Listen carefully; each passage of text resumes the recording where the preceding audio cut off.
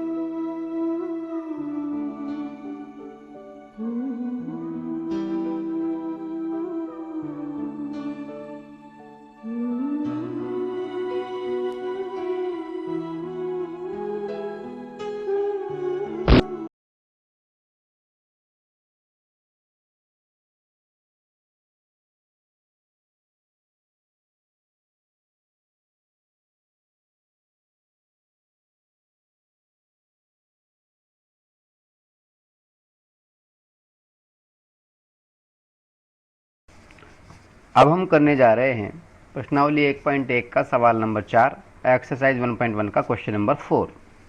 हमारा सवाल है यूक्लिड विभाजन प्रमेयिका का प्रयोग करते हुए यूक्लिड विभाजन प्रमेयिका का प्रयोग करके दर्शाइए कि किसी धनात्मक पूर्णांक का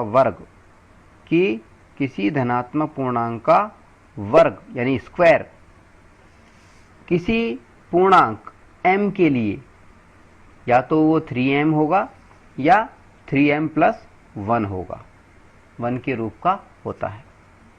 use Euclid's division lemma to show that the square of any positive integer is either of the form 3m और 3m plus 1 for some integer m।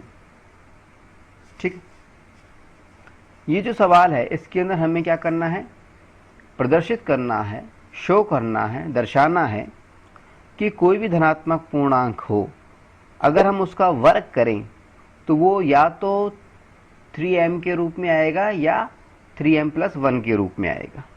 ठीक है, इस सवाल को हल करने से पहले हमें एक सर्वसम्मिका का ज्ञान होना बहुत आवश्यक है। किसका ज्ञान होना आवश्यक है? सर्वसम्मिका का।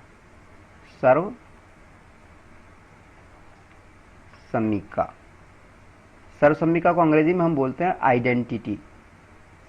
क्या बोलते हैं? Identity.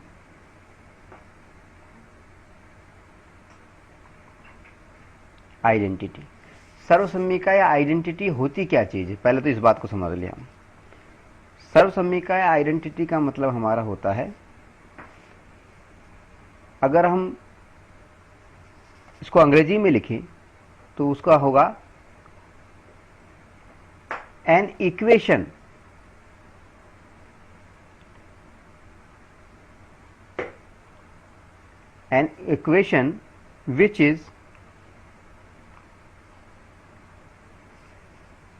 which is true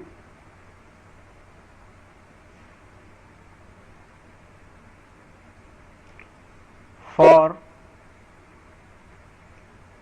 every value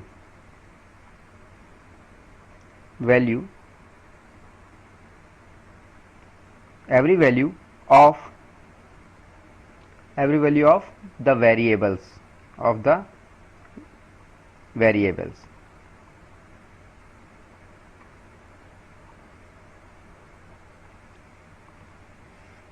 an equation यानी समीकरण, एक समीकरण which is true जो कि सत्य है, सही हो, for every value प्रत्येक मान के लिए of the variable यानी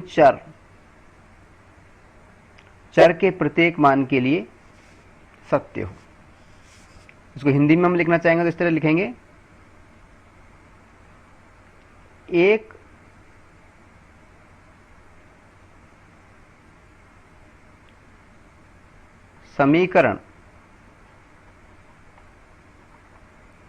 समीकरण जो कि चर के प्रत्येक मान के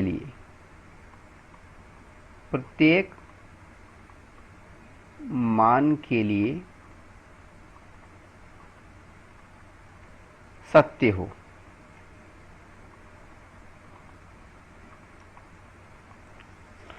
एक समीकरण जो कि चर के प्रत्येक मान के लिए सत्य हो। चर या वेरिएबल का मतलब होता है जो वेरी करते हैं, यानी जब हम एक्स बीज जो होते हैं ना, एक्स वाई जेड, जिसको हम लिख देते हैं, एक्स लिख दो, वाई लिख दो, जेड लिख दो, ए लिख दो, बी लिख दो। चर मतलब ऐसी संख्या जो कोई भी मान धारण कर सकती हो, ऐसी बीजीय संख्या, वो चर कहलाती है। ठीक है, तो एक समीकरण जो कि चर के प्रत्येक मान के लिए सत्य हो, वो कहलाती है सर्वसम्मिका या आइडेंटिटी। ठीक है, अब ऐसी आइडेंटिटी कौन सी है जिसको हमें याद रखना होगा? देखिए, वो सर्वसम्मिका आइडेंटिटी है a प्लस बी का होल स्क्वायर। यदि हम दो चर a और b, दो वेरिएबल है हमारे पास में a और b, अगर हम इन दोनों को जोड़ें और उसका वर्क कर दें, स्क्वायर कर दें, a प्लस बी का होल स्क्वायर कर दें, तो ये कैसे होगा? खोलने पर a का स्क्वायर प्लस b का square plus 2a into B, ये आएगा। अगर हम a प्लस बी का होल स्क्वायर करें तो हमें a square plus B square plus 2ab प्राप्त होता है।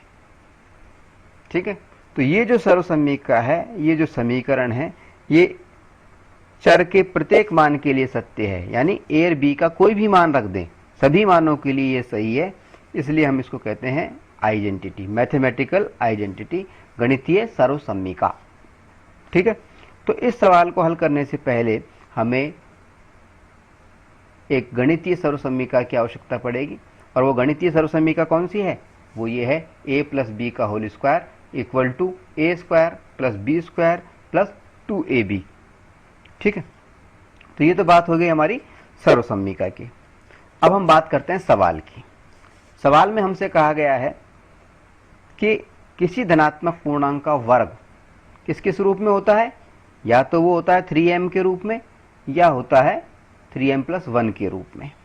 इस सवाल को हल करने के लिए हमें कुछ मानना पड़ेगा, कुछ एज्यूम करना पड़ेगा। क्या मानना पड़ेगा? माना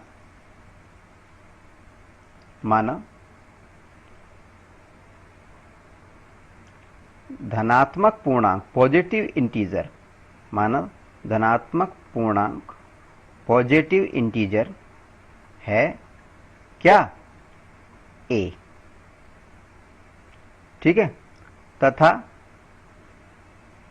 प्रश्न के अनुसार b बराबर है 3। अब आप सोचेंगे कि b बराबर 3 कहां से आ गया? हम कहते हैं ये प्रश्न में दिया हुआ है। प्रश्न में कहां पे दिया हुआ है?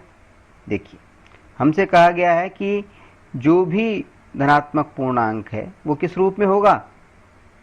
3m के रूप में होगा, या फिर 3m प्लस 1 के रूप में होगा।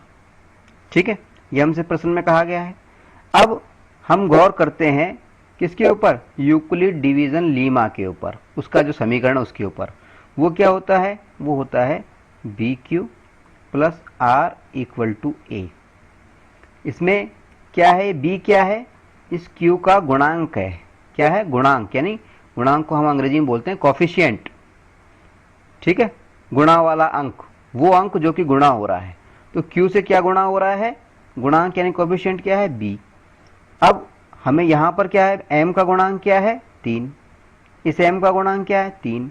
यानी सवाल में हमें बी के स्थान पर क्या दे रखा है, यहाँ पे बी दे रखा है क्यू की जगह पर, क्यू इंटू बी।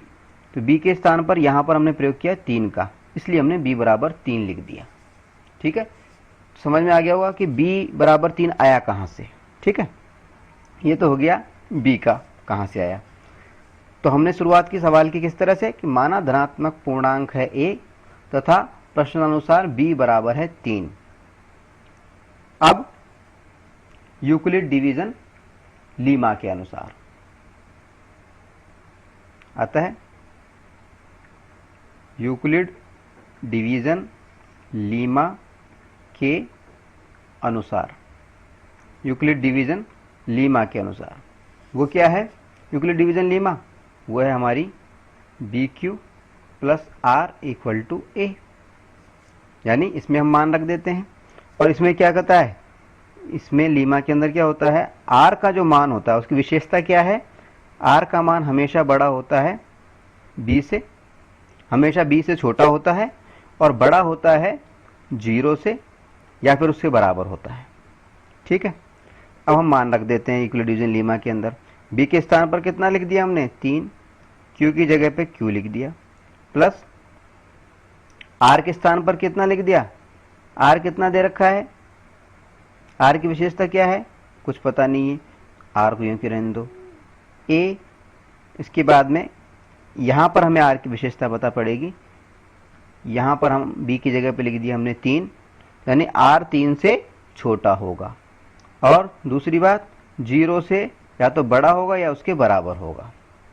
ठीक है, कुल मिलाकर के अगर हम आर के मान पे अब यहाँ पे गौर करें तो आर बराबर क्या होगा, आर बराबर क्या हुआ, आर का मतलब क्या हुआ, 3 से तो छोटी और 0 या उससे बड़ी ऐसी संख्याएं आर का मान हो सकती हैं। अब वो कौन कौन सी हैं, अब वो कौन कौन सी हैं, एक तो है 0, एक हो सकता है 1, और एक हो सकता है 2। ठीक है, कुल मिलाकर के हमारे पास में आर के 3 मान आ सकते हैं, या तो वो 0 हो सकता है, या 1 हो सकता है, या 2 हो सकता है, क्योंकि यही 3 ऐसी संख्याएं हैं जो 3 से तो छोटी हैं लेकिन 0 के बराबर या उससे बड़ी हैं। ठीक है, यानी आर के मानों को हमें रखना है अब। ठीक है, अब समीकरण 3q प्लस आर बराबर ए में आर का मान रखने पर, आर का मान रखने पर ठीक है, अब आर का मान रख देते हैं।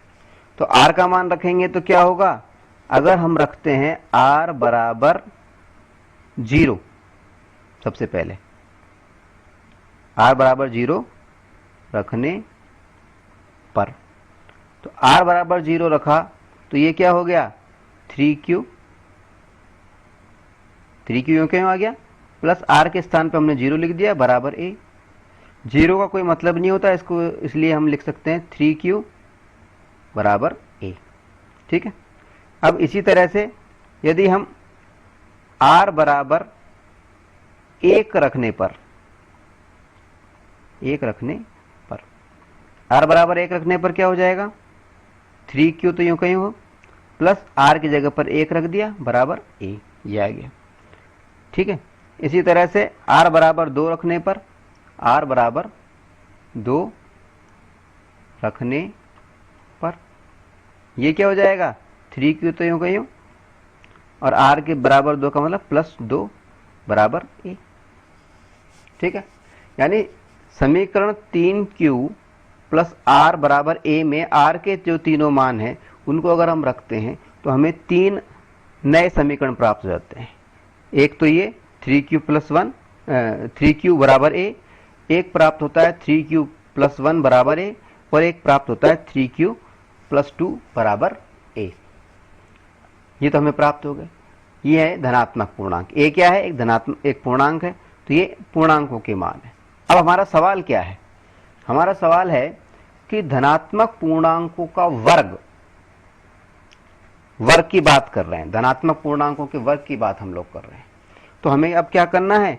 ये जो तीनों समीकरण हैं, इन तीनों समीकरणों में जो दोनों पक्ष हैं, लेफ्ट हैंड साइड और राइट हैंड साइड के जो दोनों पक्ष हैं, इनका बोथ साइड का हमें क्या करना है? स्क्वायर करना है, वर्ग करना है। ठीक है, किस तरह से करेंगे? किस तरह से करेंगे? देखिए, आइए करते हैं। देखिए, पहला समीकरण हम लेते हैं। फर्स्ट समीकरण हमने ले लिया इधर। पहला समीकरण हमारा हो गया 3q बराबर a। ठीक है, ये हमारा पहला समीकरण है। अब इसके दोनों साइडों का अगर हम वर्क करते हैं, स्क्वायर करते हैं, ठीक है ना, यानी by square of both sides. ठीक है, अब दोनों साइडों का अगर हम स्क्वायर करते हैं, वर्क करते हैं, तो क्या प्राप्त होगा हमें? देखिए, वर्क करने का मतलब क्या हुआ? वर्क करने का मतलब क्या हुआ कि 3q का स्क्वायर कर दिया हमने और a का ब्रैकेट में बंद करके ये स्क्वायर कर दिया। ठीक है, अब 3q के स्क्वायर को अगर हम खोलते हैं, यानी स्क्वायर करते हैं, यानी 3 को 3 से करते हैं, तो ये 9 आ गया। 9q स्क्वायर बराबर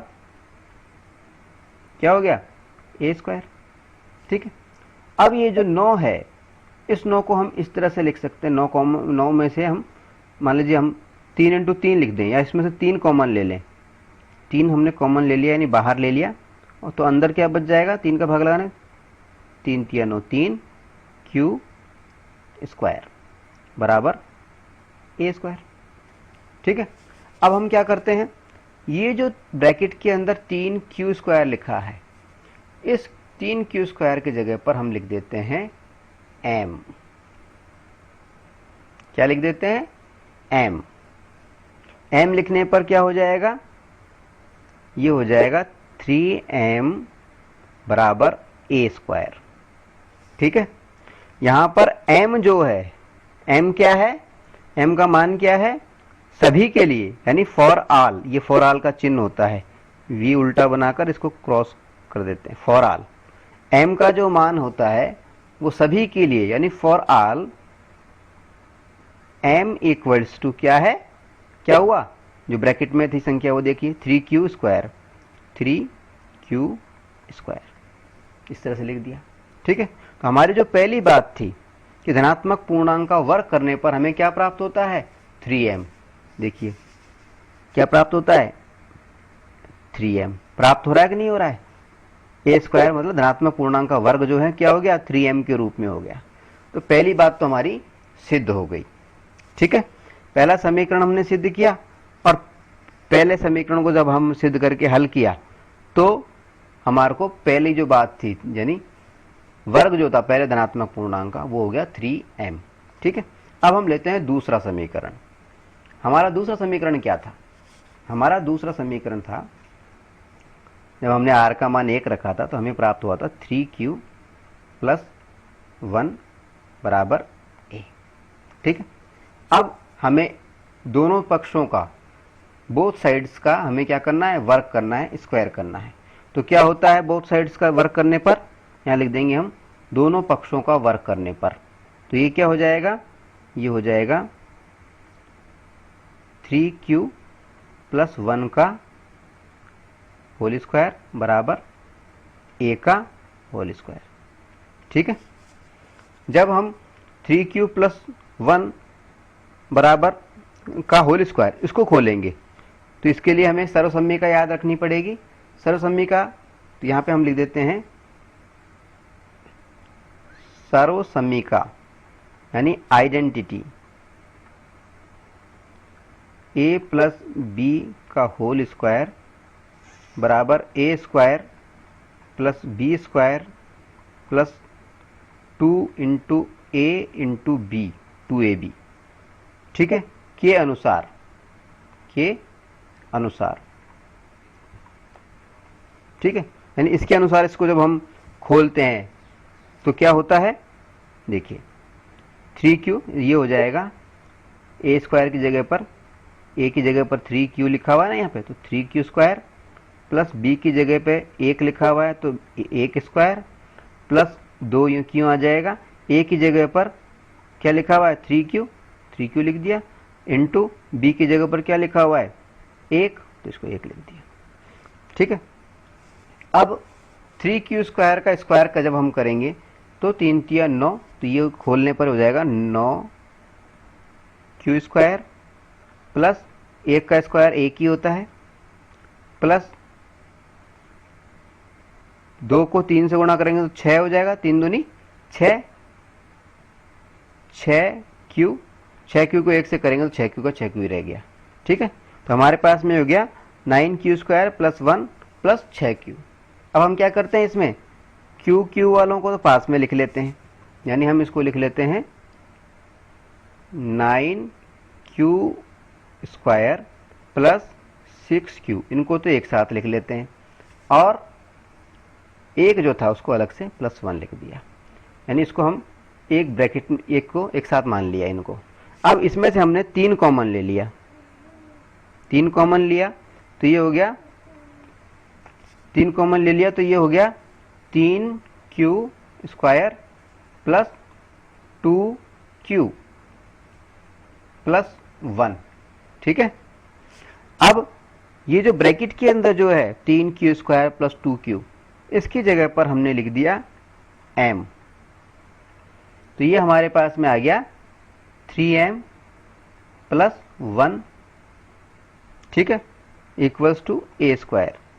सब में ए स्क्वायर बराबर ए स्क्वायर तो चल ही रहा है, इसमें सब में हमने लिखा नहीं था, लेकिन सब में ए स्क्वायर बराबर ए स्क्वायर चल ही रहा है,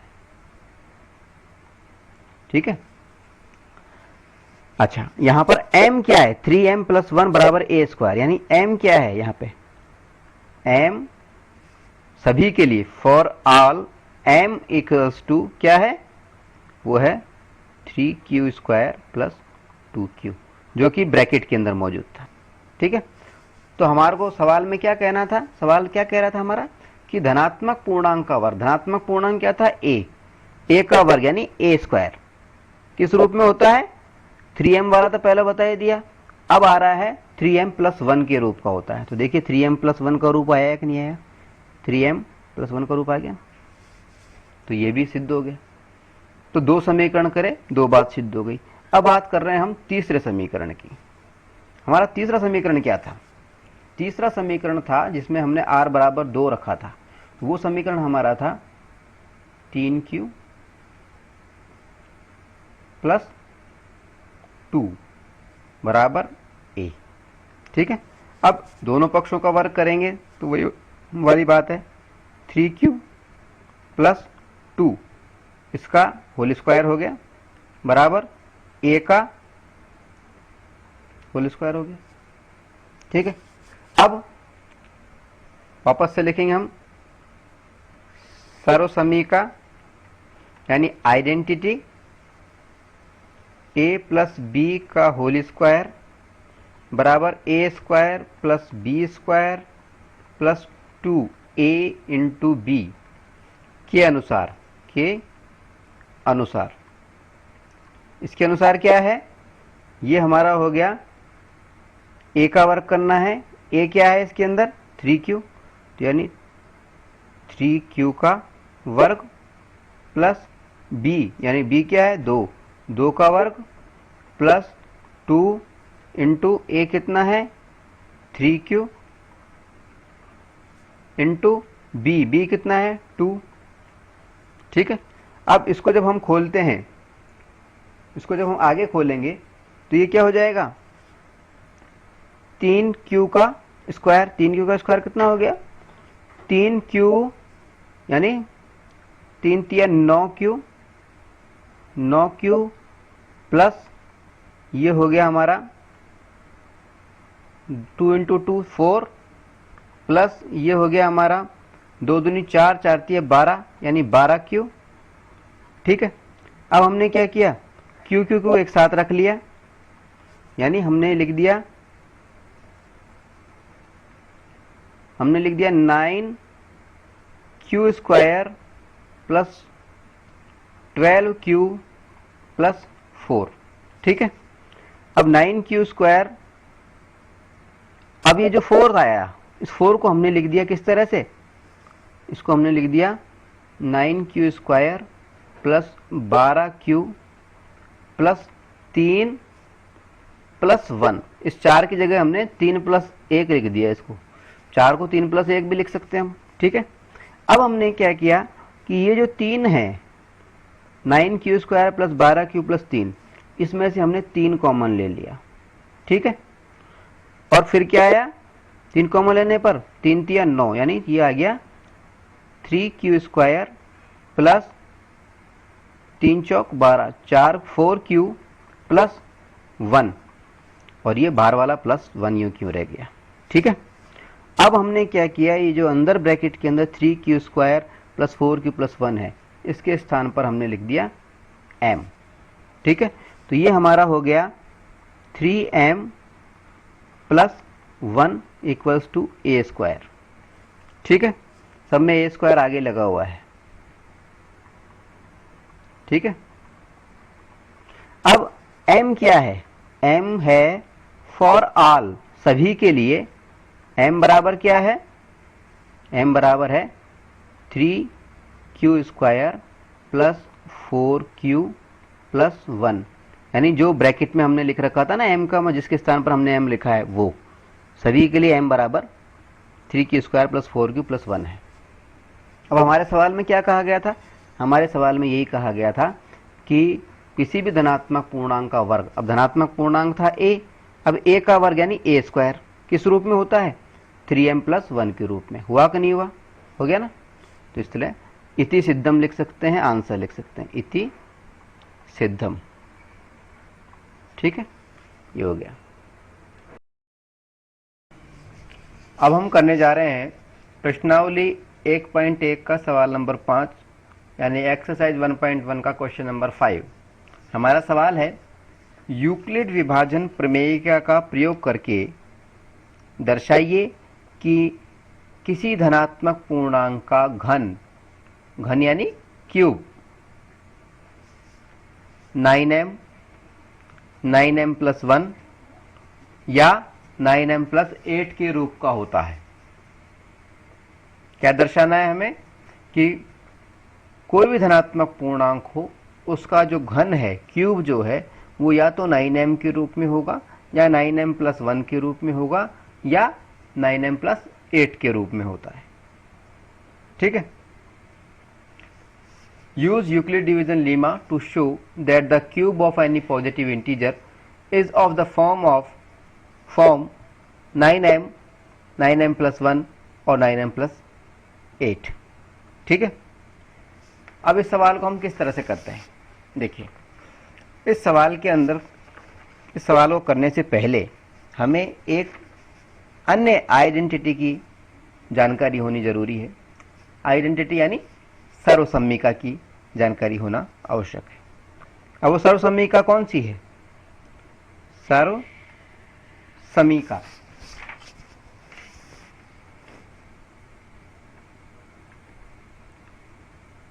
सर्वसम्मिका यानी आइडेंटिटी।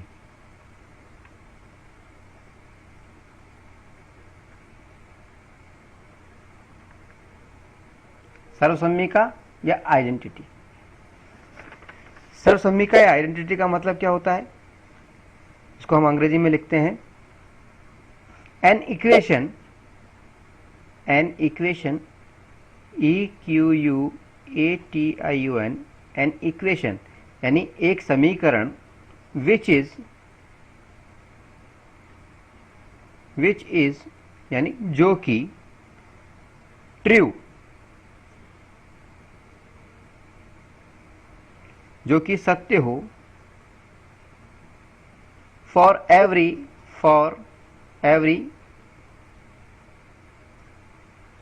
सभी value of every value of the variable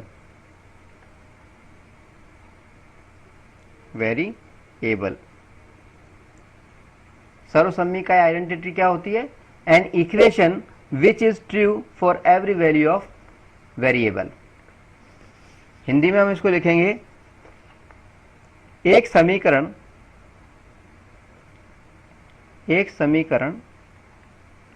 जो कि चर के वेरिएबल यानी चर के वेरिएबल के प्रत्येक मान के लिए, एवरी यानी प्रत्येक मान के लिए, वैल्यू यानी मान, एवरी वैल्यू यानी प्रत्येक मान के लिए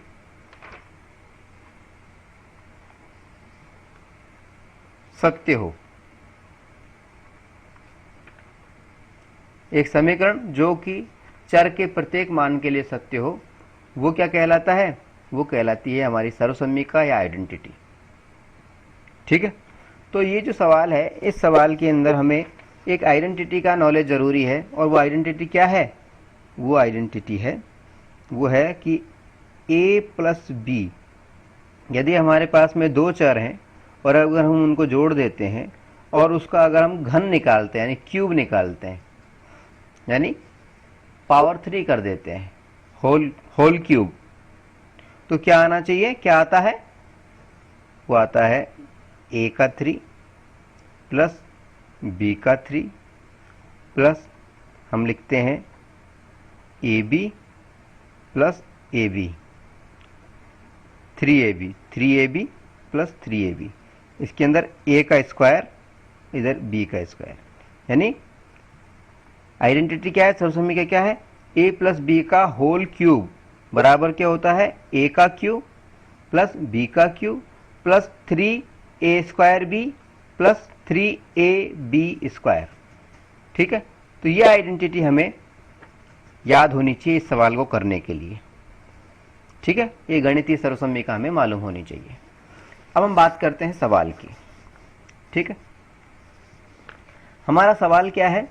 हमारा सवाल है कि हमें प्रदर्शित करना है, हमें शो करना है कि एक धनात्मक पूर्णांक जो है उसका जो घन है वो या तो 9m के रूप में होगा या 9m प्लस 1 के रूप में होगा या 9m प्लस 8 के रूप में होगा।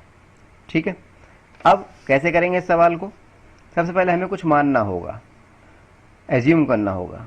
कैसे? माना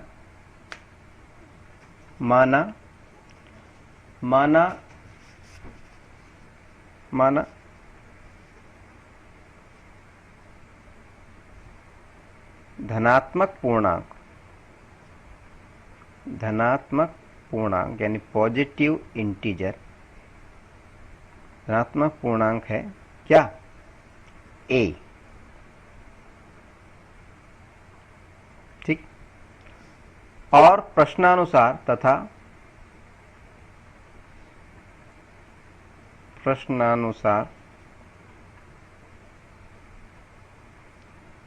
b बराबर है 3, b यानी भाजक,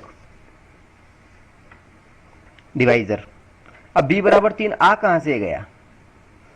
देखिए, b बराबर 3 आया हमारे को जो सवाल में दिया गया उससे। हमें सवाल में क्या दिया गया है कि कोई भी धनात्मक पूर्णांक है, अगर उसका घन जो है वो किस रूप में होगा?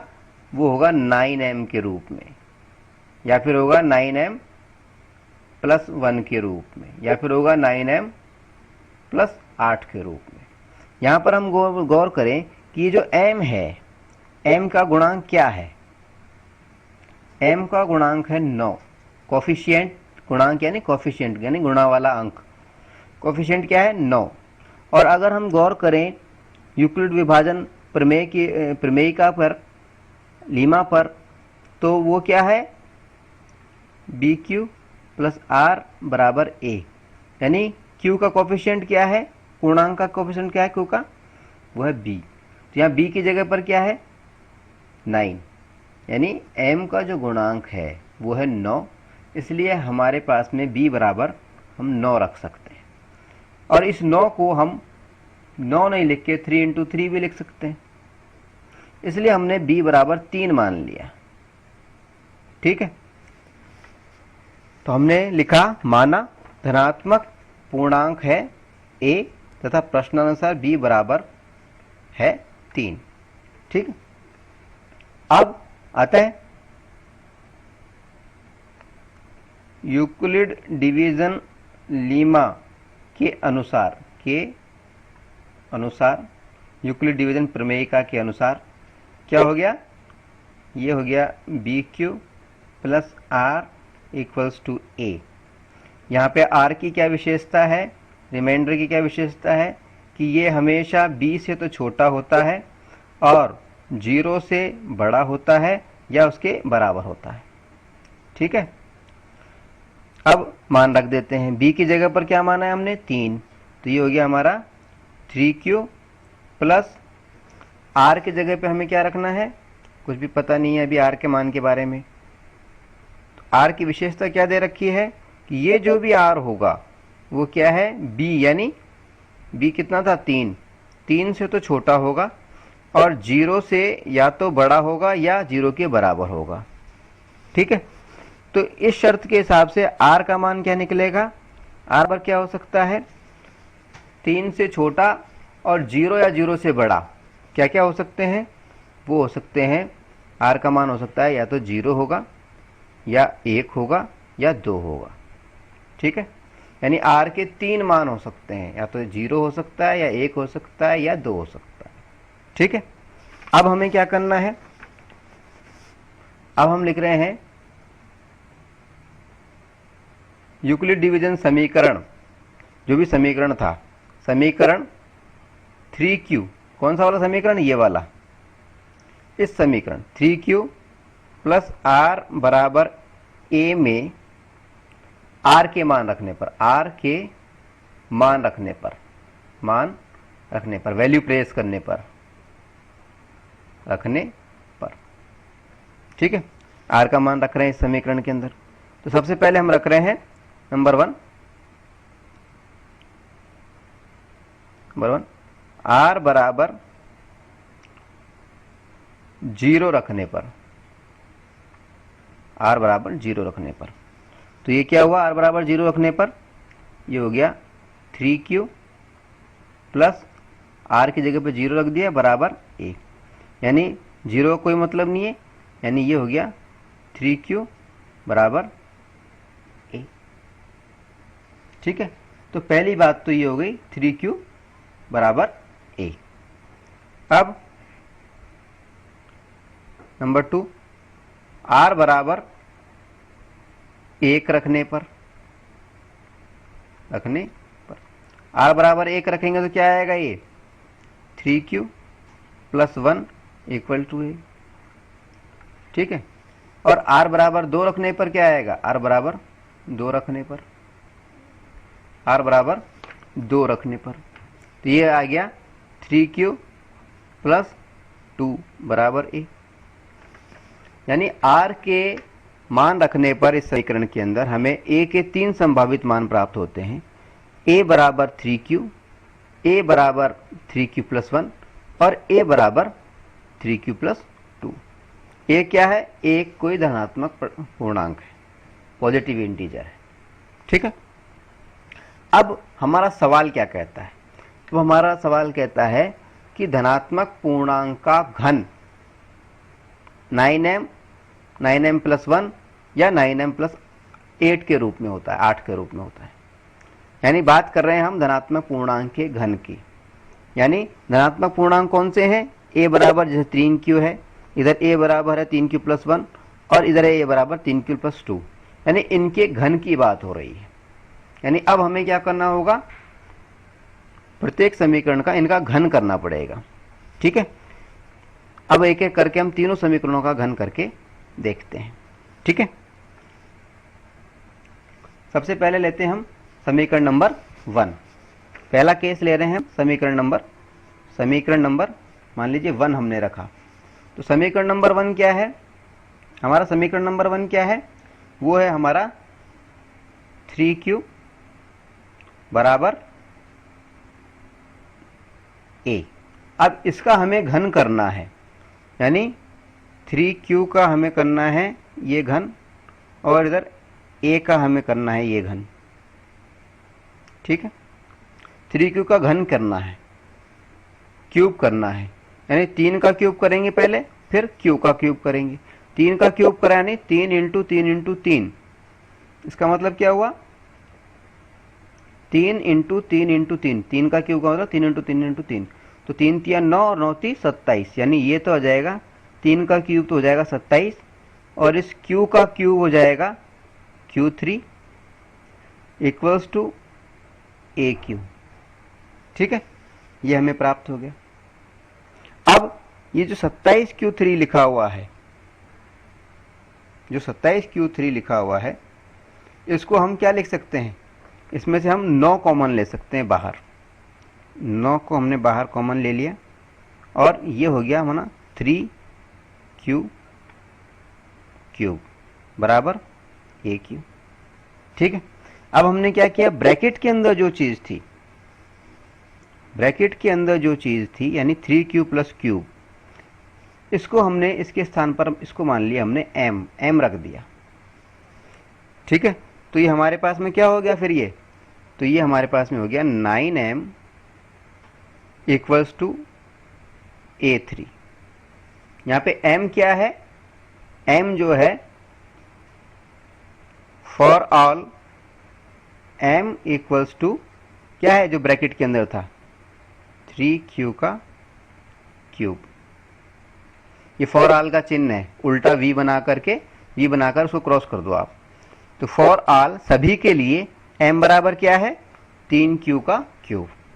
ठीक है, तो हमारे सवाल में क्या था कि किसी धनात्मक पूर्णांक का घन क्या होता है, 9m के रूप का होता है। तो देखिए ये पूर्णांक था धनात्मक, ये इसका क्यूब कर दिया, और ये इसका 9m रूप आ गया।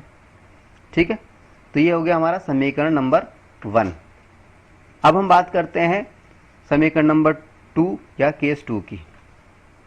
ठीक है, अब समीकरण दूसरा ले लिया।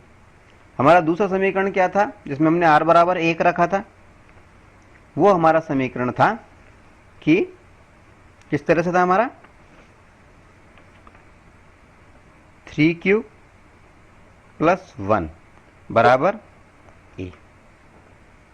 ठीक है, अब इसका हमें क्यूब करना है प्रश्नानुसार, क्यूब करने पर यानी दोनों पक्षों का क्यूब करने पर ये हो गया 3q प्लस 1 का ये क्यूब कर दिया, और इधर a का हमने क्यूब कर दिया, दोनों पक्षों का क्यूब कर दिया ना। अब क्यूब करने पर अब ये जो लेफ्ट हैंड साइड का जो पक्ष है इसका क्यूब कैसे करेंगे, इसके लिए हम करेंगे एक सर्वसम्मी का ध्यान रखेंगे। तो यहाँ पे हम लिखते हैं सर्वसम्मी का यानी आइडेंटिटी कौन सी, a प्लस बी का whole cube equals to a का क्यूब प्लस b का cube plus 3a square b plus 3ab square के अनुसार ये लिख दिया के अनुसार। अब इस सर्वसम्मिका के अनुसार काम करना है हमें, तो ए क्यू यानी ए की जगह पर क्या लिखा हुआ है 3q, तो हमें लिखना है 3q, इसका हमें क्यूब करना है, प्लस b की जगह पे क्या है 1 का क्यूब करना है, प्लस 3 इंटू ए क्या है 3q, इसका स्क्वायर इंटू b क्या था 1। ठीक है, प्लस ये 3 आ गया, 3 की जगह 3, a की जगह पर a का मान था 3q, a का मान क्या है 3q, इंटू b की जगह क्या है 1, और इसका स्क्वायर कर दिया। ठीक है, इसको खोला, 3q स्क्वायर का मतलब क्या हुआ, 3q का क्यूब का मतलब क्या हुआ, तो ये हो गया हमारा 27q क्यू का क्यूब प्लस 1 का क्यूब क्या हुआ, 1 ही हुआ, प्लस आगे चलेंगे हम, इसको जब हम खोलेंगे 3q² को तो ये हो गया हमारा 3 इंटू ये हो गया हमारा 3 3 9 और ये हो गया q, ये हो गया स्क्वायर इंटू ये 1 प्लस 3 3 9 9 और ये 1 से करेंगे तो 1 ही हो गया 9q²। अब इन दोनों कर देंगे हम तो ये आ गया हमारे पास में 27q³ प्लस 1 प्लस 9 3 27 q², 1 से गुणा होगा तो सेम ही रहा, प्लस 9q²। ये आ गया। अब q वालों को तो हम एक साथ लिख लेते हैं, ठीक है, 9q² नहीं 9q यही है, ठीक है। q वालों को तो एक साथ लिख लेते हैं, q वालों को एक साथ लिखा तो क्या आ गया, ये आ गया देखिए 27q³ ये था, ये आ गया, ठीक है, plus 27q² 27q² plus 9q, ठीक है, और प्लस 1 बाहर रह गया, ठीक है। अब हमने क्या किया कि ये जो 3 है 27q² q वाले जितने भी हैं इन सब में से हमने क्या है 9 कॉमन ले लिया। कितना कॉमन ले लिया, 9, तो कितना आ गया 9 3 27 यानी 3q का q plus 3q² plus 1q, यानी खाली q ही मान लो, 1q लिख दो या q लिख दो, ये हो गया q, ठीक है, और प्लस 1 ये बाहर रह गया, ठीक है। अब हमने क्या किया, ब्रैकेट के अंदर जो भी संख्या आई है ये इसकी जगह पे हमने लिख दिया m फॉर ऑल, सभी के लिए इसको m मान लिया हमने, तो ये हो गया हमारे पास में 9m plus 1 equals to a²। सबके आगे a² है ये, क्योंकि यहाँ पे a² नहीं aq, सॉरी a² नहीं aq है ये, ठीक है ना, क्योंकि यहाँ पर हमने दोनों पक्षों का घन किया था ना, तो ये a³ इधर वाला हमने बार बार नहीं लिखा है, इसलिए यहाँ पे a³ मानते हुए चलो सब जगह पे, ठीक है ना, ठीक है। तो हमारे पास में m रखने पर क्या आएगा 9m plus 1 equal to a³, और यहाँ पर m क्या है, m है फॉर ऑल, सभी के लिए, m इक्वल्स टू क्या, ब्रैकेट में जो भी है 3q का क्यूब प्लस 3q का स्क्वायर प्लस q, ठीक है। तो हमारा सवाल क्या था कि धनात्मक जो पूर्णांक है उसका जो घन है वो किस रूप में होता है, 9m के रूप में। तो पहला समीकरण आ गया, ये हो गया 9m प्लस 1, देखिए 9m प्लस 1 आया कि नहीं आया, 9m प्लस 1 के रूप में आ गया, ठीक है। ये हमारे दूसरा समीकरण भी सिद्ध हो गया। अब हम बात कर रहे हैं तीसरे समीकरण की या तीसरे केस की। समीकरण नंबर 3 क्या है हमारा, समीकरण 3, तीसरा समीकरण हमारा क्या था, जिसमें हमने 2 का r बराबर 2 रखा था, उसमें हमारे पास में आया 3q, वो था हमारा 3q प्लस 2 बराबर a, ये हमारा समीकरण था। हमें घन करना है धनात्मक पूर्णांकों का, यानी दोनों पक्षों को घन करना है, तो दोनों पक्षों का घन करने पर क्या हो गया 3q प्लस 2 का ये घन करा, इधर a का हमने घन कर दिया, दोनों पक्षों का घन कर दिया, ठीक है। अब सर्व समीका का ध्यान रखें अपन, सर्व समीका क्या, सर्व समीका a प्लस बी का होल क्यू बराबर a³ plus b³ plus 3a² B plus 3 AB square सर्वसम्मी का a प्लस बी का होल क्यूब के अनुसार। और फिर हम क्या करते हैं, इसके अनुसार काम करते हैं। ए क्यू लिखा है सर्वसम्मिका में, तो 3Q की जगह पर हमने लिख दिया ये 3Q, ए की जगह पर 3Q लिख दिया और इसका क्यूब बना दिया। बी की जगह पर क्या है 2 लिखा हुआ है, तो 2 का हमने ये क्यूब बना दिया, प्लस 3 इंटू ए कितना है 3Q, तो 3Q का स्क्वायर कर दिया, इंटू बी कितना है 2, बी की जगह 2 का मान रख दिया, प्लस 3 इंटू 3Q यानी a इंटू बी कितना है 2 का क्यूब स्क्वायर, सॉरी यहाँ पे स्क्वायर है, स्क्वायर। ठीक है, अब इसको हम खोल देते हैं, तो ये आ गया 3 का क्यूब करेंगे तो आ गया ये हमारे पास में 27Q का क्यूब, प्लस 2 का क्यूब करेंगे यानी 2 इंटू 2 इंटू 2 करेंगे तो 2 दूनी 4, 4 दूनी 8, ये आ गया 8, प्लस इसको करेंगे हम तो ये आ गया 3 3 9, 9Q स्क्वायर। 9Q स्क्वायर को जब हम 3 से करेंगे तो ये हो गया 27Q स्क्वायर, और इसको अब 2 से करेंगे हम, 27 दूनी 54, तो ये हो गया 54, 54, ये 54 आ जाएगा, 54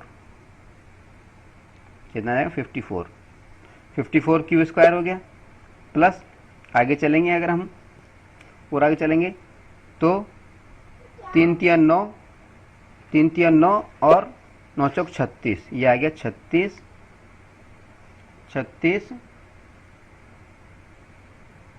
Q, 36Q।